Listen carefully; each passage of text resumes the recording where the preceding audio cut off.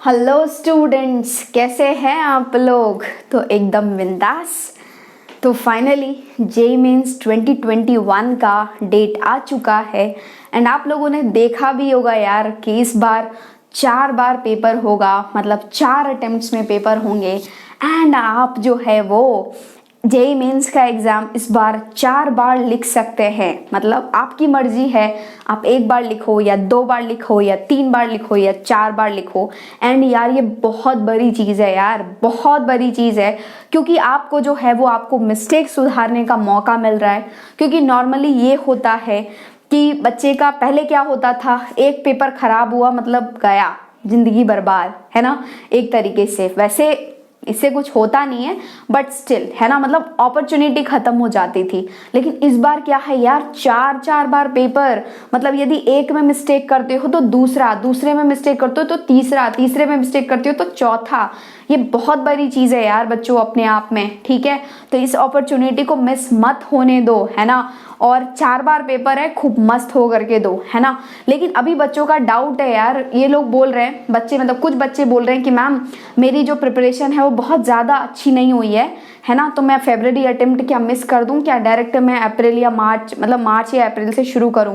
बिल्कुल भी नहीं, आपको फरवरी का अटेम्प्ट तो देना ही देना है, क्योंकि वो फरवरी का अटेम्प्ट जो है ना वही आपको बताएगा कि आपकी मिस्टेक क्या है, आप कहाँ पर गलतियाँ कर रहे हो, ठीक है। तो आपको फरवरी का अटेम्प्ट तो पक्के से ही देना है, ठीक है। जो बच्चे क्लास 12th में हैं अभी, उनका हो सकता है मार्च या फिर अप्रैल का अटेम्प्ट थोड़ा इधर उधर हो जाए, क्योंकि उनके बोर्ड एग्जाम्स होंगे, प्रैक्टिकल्स होंगे, ठीक है।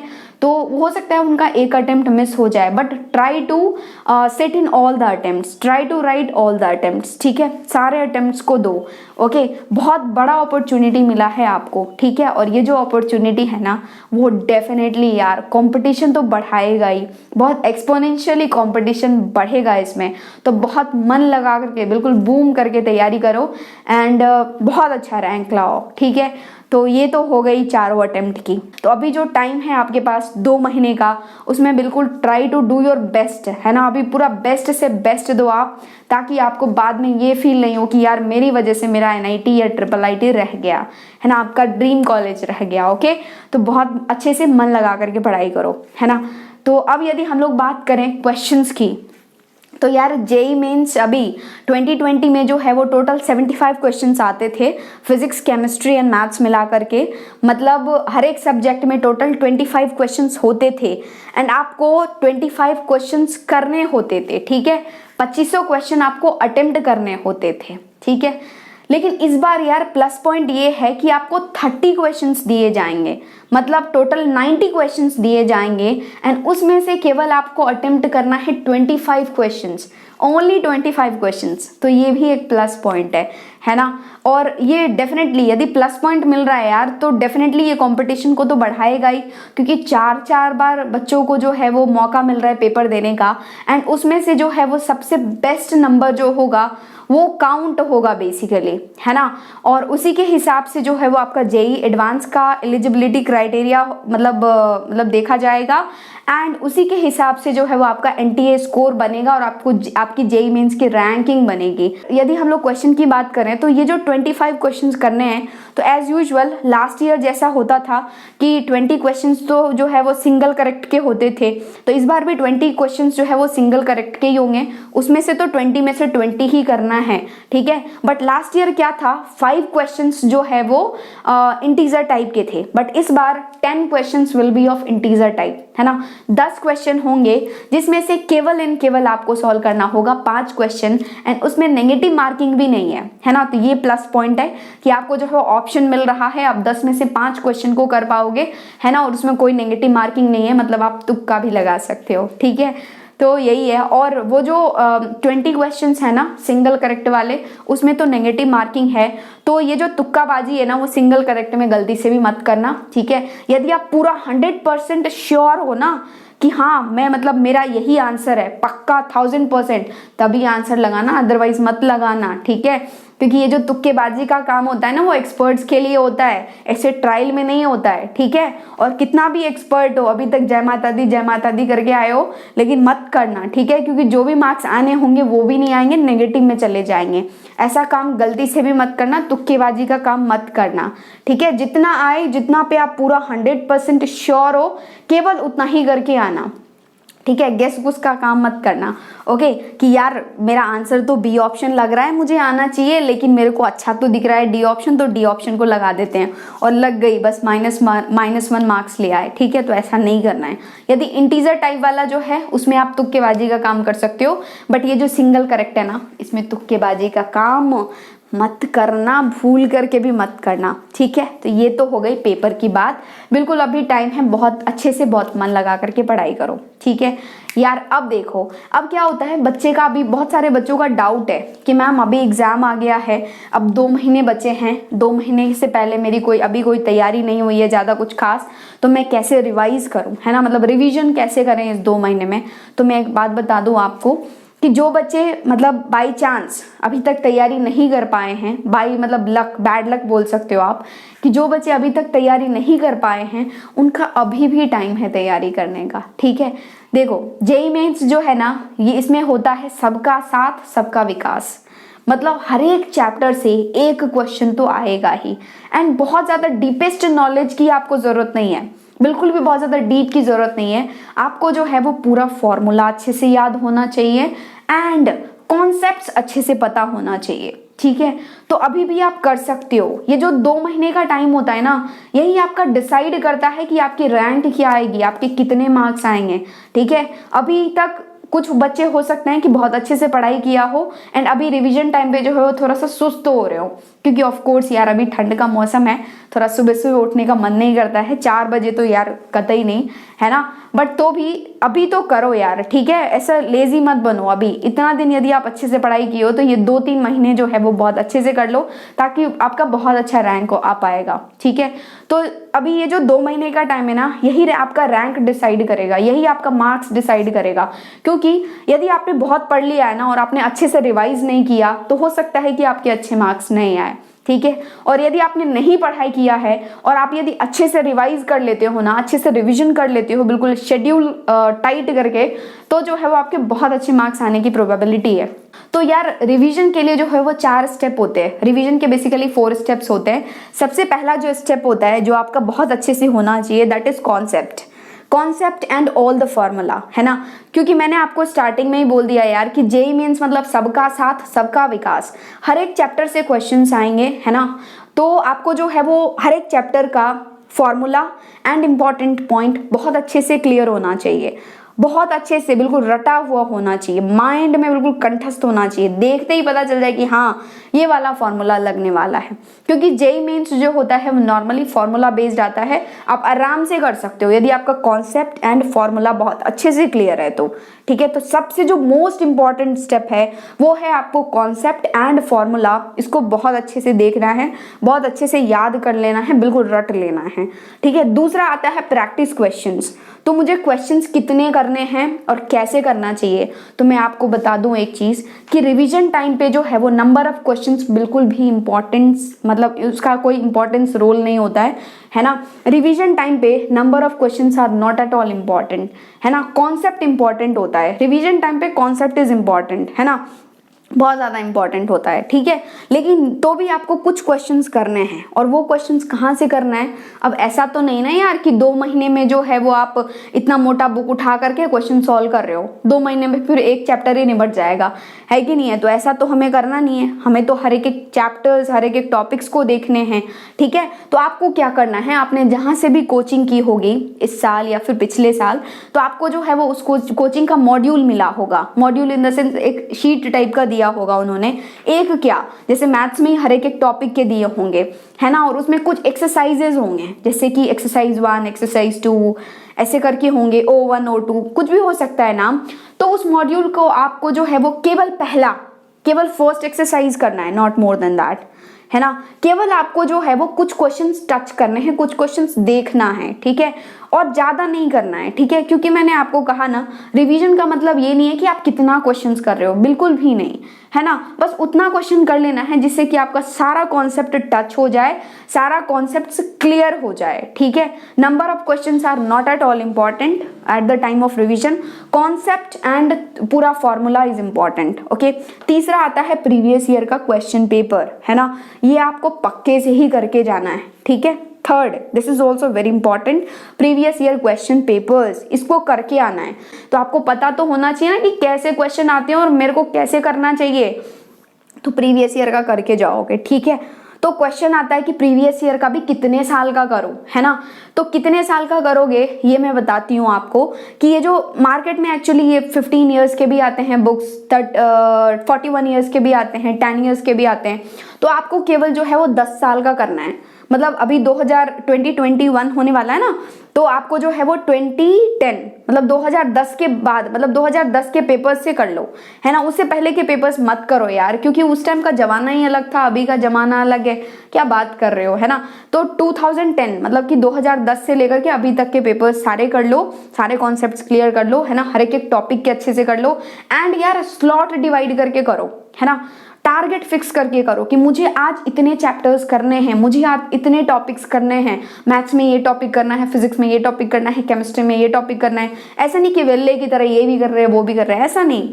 थोड़ा डायरेक्टेड वे में करो कि हाँ आपको लगे, मतलब आप जब रात में सोचते रहोगे ना कि हाँ मैंने आज पूरे दिन में क्या किया, तो आपके पास कुछ निकल करके आए यार कि हाँ तुमने कुछ किया है आज पूरे दिन में, ठीक है। तो एक डायरेक्टेड वे में पढ़ो, ऐसा नहीं कि कुछ भी रैंडमली उठा रहे हैं कर रहे, नहीं, सारे टॉपिक्स को करो, ठीक है। प्रीवियस ईयर की बात हो गई, प्रीवियस 10 ईयर्स के क्वेश्चंस करो, मस्त है, बिंदास होकर के करो, ठीक है। उसके बाद आता है यार टेस्ट सीरीज। टेस्ट सीरीज भी इंपॉर्टेंट होता है, क्योंकि आपको पता है कि आजकल ऑनलाइन चल रहा है सब कुछ, है ना। कंप्यूटर पे बैठ के पेपर देना है। तो मान लो कि आप कोई क्वेश्चन कर रहे थे और वो क्वेश्चन थोड़ा सा कॉम्प्लिकेटेड था, मतलब कि आप उसमें ज्यादा कैलकुलेशन थी, तो आप आधे पे ही अटक गए, है ना। और आपने सोचा यार बहुत टाइम लग रहा है, छोड़ो इसे, और छोड़ना भी चाहिए।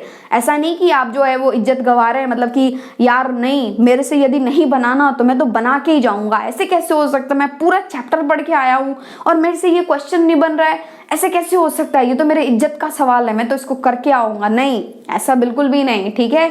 यदि किसी क्वेश्चन में ज्यादा टाइम लग रहा है वहीं पे छोड़ दो भाई, तू रहे यहीं पे, मैं आगे बढ़ता हूँ, आगे देखते जाओ, ठीक है। और इजी क्वेश्चंस पिक करके करो। इजी क्वेश्चंस आपको पता चल जाएगा कि कौन सा इजी है। जो क्वेश्चन आप कर पा रहे हो वो इजी है कि नहीं है, तो उन क्वेश्चंस को करो, ठीक है। ऐसा नहीं कि अब एक ही क्वेश्चन पे बैठे हुए हैं 3 घंटे से कि भाई तेरे को मैंने इतना टाइम दिया था, इस चैप्टर में मैंने इतना टाइम लगाया था, इतना फॉर्मूला याद किया था, रात रात भर जग करके पढ़ा था और ये क्वेश्चन नहीं बन रहा है, ऐसे कैसे हो सकता है। तो ये बिल्कुल भी नहीं सोचना है, ठीक है। समझ में आ गया ना। जो क्वेश्चन में टाइम लग रहा है या फिर जो कैलकुलेटिव लग रहा है उसको वहीं पे छोड़ दो। तो ये सब प्रैक्टिस होगी ना, ये सब प्रैक्टिस कैसे होगी, बाय टेस्ट सीरीज, है ना। तो कोई ना कोई टेस्ट सीरीज यदि आपने ज्वाइन कर रखा है तो बहुत अच्छी बात है, अपने आप को इम्प्रूव करो टाइम टू टाइम। एंड यदि आपने ज्वाइन नहीं किया है तो अभी भी टाइम है यार, अभी 2 महीने का टाइम है, कहीं ना कहीं से टेस्ट सीरीज ज्वाइन कर लो, ठीक है। और मस्त होकर के टेस्ट दो और खुद को एनालाइज करो, है ना, खुद का एनालिसिस करो एंड टाइम टू टाइम खुद को इम्प्रूव करो, ठीक है। तो ये रहा पूरा रिवीजन का क्राइटेरिया, है ना। मतलब स्लॉट्स डिवाइड करके करो, जैसे 2 घंटे 3 घंटे का स्लॉट डिवाइड करो एंड उसमें जो है वो आप देख लो कि मुझे आज ये टॉपिक करना है, फिजिक्स में, केमिस्ट्री में ये करना है, मैथ्स में ये करना है, क्योंकि केमिस्ट्री में भी 3 पार्ट हैं, फिजिकल है, इनऑर्गेनिक है, ऑर्गेनिक है, तो सब कुछ करके जाना है। और केमिस्ट्री के लिए तो एनसीईआरटी बहुत इंपॉर्टेंट है ना। केमिस्ट्री के लिए जैसा कि मैं देखती हूँ कि केमिस्ट्री के लिए NCERT is very important. Inorganic तो भाई, इनऑर्गेनिक के तो मतलब लाइन वाइज आते हैं, तो एनसीईआरटी को भी एक बार अच्छे से देख करके जाओ, ठीक है, for chemistry point of view.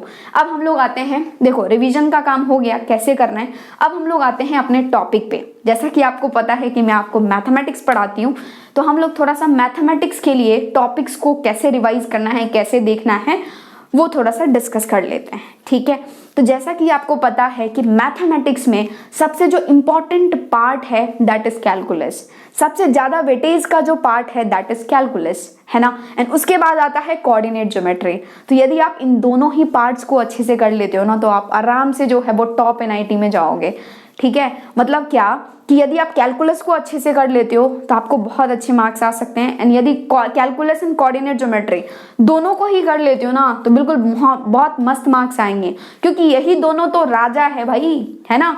देखा जाए तो मैथ्स का तो राजा यही दोनों पार्ट है ना, और ज्यादा टफ भी नहीं होते। यदि हम लोग कैलकुलस की बात करें तो यार इजी होते हैं, आप आराम से कर सकते हो, है ना। थोड़ा सा फॉर्मूला, थोड़ा कॉन्सेप्ट देखने की जरूरत होती है, but you can solve those questions. जैसे कि मतलब इंटीग्रेशन की बात करें तो यूजुअली डेफिनेट इंटीग्रेशन से ज्यादा क्वेश्चन आता है। उसके properties, king property, queen property, periodic वाला प्रॉपर्टी, इवन ऑड प्रॉपर्टी, फिर ये जो फॉर्मूला वगैरह होता है उस सब के थ्रू आप आराम से कर सकते हो, ठीक है। और मॉड्यूलस थोड़ा सा अभी डेफिनेट इंटीग्रेशन में लास्ट ईयर जो है वो 2020 में थोड़ा सा मॉड्यूलस और बॉक्स वगैरह घुसा करके दिया था, बट वो टफ नहीं होते, है ना, आप आराम से कर सकते हो। उसके बाद ये सब लिमिट्स, कॉन्टिन्यूटी, डिफरेंशियबिलिटी, इसमें से भी 2 से 3 क्वेश्चन तो आ ही जाएंगे पक्के से। फिर एओडी, एप्लीकेशन ऑफ डेरिवेटिव्स में जो है वो मैक्सिमा मिनिमा हो गया, इंक्रीजिंग डिक्रीजिंग हो गया, टैंजेंट नॉर्मल हो गया, इजी क्वेश्चन होते हैं, आप आराम से कर सकते हो। फिर डिफरेंशियल इक्वेशन का एक क्वेश्चन तो आना ही आना है, ठीक है। उसमें कभी कभी तो मतलब ज्यादातर तो वेरिएबल सेपरेबल के क्वेश्चंस आ जाते हैं, ठीक है, तो बहुत डिफिकल्ट क्वेश्चन नहीं आते। एरिया अंडर कर्व के भी क्वेश्चंस आप आराम से कर सकते हो। तो कैलकुलस जो है वो पूरा मतलब अच्छे से करके जाओ, है ना, और बहुत अच्छे मार्क्स आएंगे, ठीक है। Next we are talking about coordinate geometry. तो कोऑर्डिनेट ज्योमेट्री में क्या, straight line, circle, parabola, hyperbola, ellipse, ठीक है। यदि हम लोग इस 3 की बात करें, पैराबोला, हाइपरबोला, एलिप्स की, तो यार इसमें पता है ज्यादा घूमने की जरूरत नहीं है ना। आपको कोचिंग में जो है वो स्टार्टिंग में जो पढ़ाया होगा ना, बिल्कुल स्टार्टिंग में नहीं पढ़ाया होगा, ये फोकस का कोऑर्डिनेट ये होता है, LLR ये होता है, लेंथ ऑफ लेटस रेक्टम ये होता है, LR के कोऑर्डिनेट्स ये होते हैं, वो होते हैं, ऐसा होता है, ऐसा होता है। केवल उतना ध्यान रखो, है ना, इसेंट्रिसिटी का फॉर्मूला, क्योंकि मैंने ये देखा है लास्ट ईयर कि पैराबोला, हाइपरबोला, एलिप्स में जो है वो केवल उन फॉर्मूलों पर भी बहुत सारे क्वेश्चंस आए हुए हैं। टेंजेंट नॉर्मल तक तो बात जाती ही नहीं है ना, उतने में ही सिमट जाती है बात। तो उसको यदि आप अच्छे से कर पाते हो ना तो आप उसके क्वेश्चंस भी आराम से कर सकते हो। और स्ट्रेट लाइन और सर्कल तो आप कर सकते हो, ज्यादा डिफिकल्ट नहीं होता है, ठीक है। Incentre, orthocentre, circumcentre, ये कैसे फाइंड करना है, इन सबको भी थोड़ा देख के जाओ। और यहाँ पर इस चैनल पर भी है वीडियोस, तो आप आराम से जो है वो यहाँ से भी देख सकते हो, किसी भी कॉन्सेप्ट में डाउट है तो, ठीक है। ये कोऑर्डिनेट ज्योमेट्री हो गया। नेक्स्ट यदि हम लोग बात करें क्वाड्रेटिक इक्वेशंस की, तो क्वाड्रेटिक इक्वेशंस के भी सारे फॉर्मूले अच्छे से देख के जाओ, सारे कॉन्सेप्ट्स को देख के जाओ, 100% you will be able to solve that. थोड़ा लोकेशन ऑफ रूट्स वगैरह भी देख लो, एंड यहाँ पर इस चैनल पर भी वीडियो है, आप यहाँ से भी देख सकते हो, ठीक है, कोई प्रॉब्लम नहीं है। सारे कॉन्सेप्ट्स एंड सारा फॉर्मूला देख के जाओ। नेक्स्ट यदि हम लोग बात करें सीक्वेंस एंड सीरीज की, तो सीक्वेंस एंड सीरीज जो है वो अभी जेई मीन्स 2020 सितंबर अटेम्प्ट में यार भयंकर क्वेश्चन पूछा है। हर एक पेपर में कम से कम 2 क्वेश्चन आए थे, है ना, और इजी होते थे यार। एपी जीपी यही सब फॉर्मूला लगाना है, एएमजीएम ये सब देखना है, तो एक बार अच्छे से देख के जाओ, है ना, क्योंकि उसका सीक्वेंस एंड सीरीज का कॉन्सेप्ट जो है वो दूसरे चैप्टर के क्वेश्चंस में लग रहे थे। मतलब वो जो है वो कंबाइन करके मतलब 2 चैप्टर्स को कंबाइन करके क्वेश्चंस दे रहे थे। तो एक बार आप सीक्वेंस एंड सीरीज को भी देख करके जाओ, ठीक है, वो भी मतलब आपके लिए फायदेमंद रहेगा। ओके, नेक्स्ट यदि हम लोग बात करें बाइनोमियल थ्योरम की, बाइनोमियल थ्योरम एंड पीएनसी की, तो यार बाइनोमियल थ्योरम जो है ना वो मैंने देखा कि वो एनसीईआरटी लेवल के पूछे जा रहे हैं, ठीक है, एनसीईआरटी लेवल के ही है, नॉट मोर देन दैट। तो एक बार आप एनसीईआरटी से देख लो, है ना, कौन सा टर्म इंडिपेंडेंट ऑफ एक्स होगा, इस पर ज्यादा क्वेश्चन आता है, एक बार सबको देख लो, ठीक है। और यदि आपको पीएनसी टफ लगती है ना, क्योंकि बहुत सारे बच्चे होते हैं जिनको पीएनसी थोड़ी सी टफ लगती है, तो उसको छोड़ दो ना। कौन सा हर जगह कौन सा 100% होता है, कौन सा मुझे पूरा 100% करके जाना है। जो आपको इजी कॉन्सेप्ट लगता है पीएनसी में उसको कर लो, रैंक वगैरह का कर लो, ठीक है, ज्यादा टाइम मत दो क्योंकि टाइम नहीं है, हर एक टॉपिक को देखो, ठीक है। Next we are talking about statistics and mathematical reasoning. तो स्टैटिस्टिक्स एंड मैथमेटिकल रीजनिंग बहुत इंपॉर्टेंट है, क्योंकि स्टैटिस्टिक्स में एक क्वेश्चन आएगा ही आएगा, एंड मैथमेटिकल रीजनिंग में भी एक क्वेश्चन आएगा ही आएगा, ठीक है। और मैथमेटिकल रीजनिंग में तो यार कभी कभी ऐसे पूछा जाता है कि भाई कॉन्ट्रा पॉजिटिव निकालो, है ना, एक स्टेटमेंट दे दिया जाता है, Contra positive of this statement बताना है, और बहुत बार पूछा जाता है, ठीक है। तो करना ही कुछ नहीं है यार, नेगेशन ही तो लगाना है, ठीक है। तो आप जो है वो इसको अच्छे से करके जाओ, एक बार एनसीईआरटी से देख करके जाओ, सारे कॉन्सेप्ट्स को, सारे फॉर्मूला को अच्छे से रट के जाओ, ठीक है। Next if we are talking about trigonometry, तो यार भाई ट्रिग्नोमेट्री, है ना, देखो मैं एक बात बताऊं आपको, 2 टॉपिक ऐसे हैं ट्रिग्नोमेट्री एंड आईटीएफ जो कि मतलब उस पर डायरेक्ट क्वेश्चन तो कम ही आएंगे, है ना, बहुत रेयर, मतलब बहुत कम क्वेश्चंस आएंगे, ठीक है। बट ये टॉपिक्स ऐसे हैं जो किसी चैप्टर में ऐसा नहीं होगा कि यूज नहीं होगा, हर एक चैप्टर में इसका कॉन्सेप्ट यूज होता है। तो ट्रिग्नोमेट्री का फॉर्मूला बहुत अच्छे से याद होना चाहिए ना, आईटीएफ का भी, आईटीएफ के भी जो प्रॉपर्टीज हैं, है ना, उन सबको देख के जाओ, एक बार अच्छे से देख के जाओ। एंड आईटीएफ में जो है वो जो लास्ट में फॉर्मूला होता है ना, tan inverse x plus tan inverse y, tan inverse x minus tan inverse y, इन फॉर्मूले को देख के जाओ क्योंकि इन फॉर्मूला पर क्वेश्चन आता है, ठीक है। तो इसको भी देख के जाना है आपको, ओके। और यदि हम लोग बात करें फंक्शन, तो फंक्शन के लिए यार थोड़ा सा कॉन्सेप्ट देख लो, 1 1 on 2 ये सब हो सकता है, ठीक है।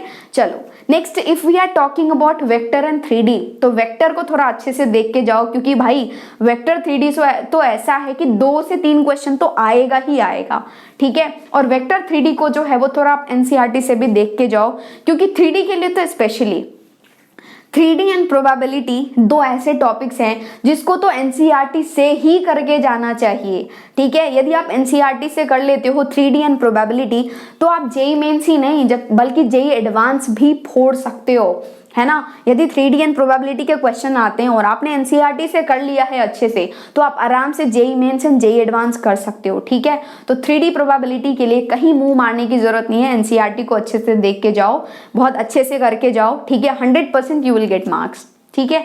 और वेक्टर के जो कॉन्सेप्ट्स होते हैं, डॉट प्रोडक्ट, क्रॉस प्रोडक्ट और ये वॉल्यूम ऑफ पैरेललोपाइपेड, ये सब थोड़ा सा देख करके जाओ, अच्छे से करके जाओ, 100% यू विल गेट दैट, ठीक है, कोई प्रॉब्लम नहीं है। तो आई होप सारे टॉपिक्स हो गए हैं लगभग, ठीक है। तो अच्छे से करो यार, मजे में करो, अभी टाइम है ना। हाँ, कॉम्प्लेक्स नंबर बच गया ना, कॉम्प्लेक्स नंबर में देखो, कॉम्प्लेक्स नंबर में यार 90% क्वेश्चन तो ऐसे ही बन जाते हैं z बराबर x प्लस आयोटा y रखने पर, ठीक है। तो इसको भी आप कर सकते हो, थोड़ा क्यूब रूट ऑफ यूनिटी को देख लो क्योंकि उस पर जो है वो क्वेश्चन आते हैं, ओके। तो यही है और आई होप सारा हो गया है ना। Yes, done. यदि कुछ बच भी गया है तो कोई दिक्कत नहीं है ना, कहाँ पे 100% होता है। तो अभी जो है वो अच्छे से पढ़ाई करो, मन लगा करके पढ़ाई करो, है ना। शिफ्ट्स, स्लॉट्स डिवाइड करके पढ़ाई करो, टेस्ट सीरीज ज्वाइन करो एंड क्वेश्चंस करो, प्रीवियस ईयर को करके जाओ, है ना। और 100% बहुत अच्छा मार्क्स लेकर के आओ, है ना।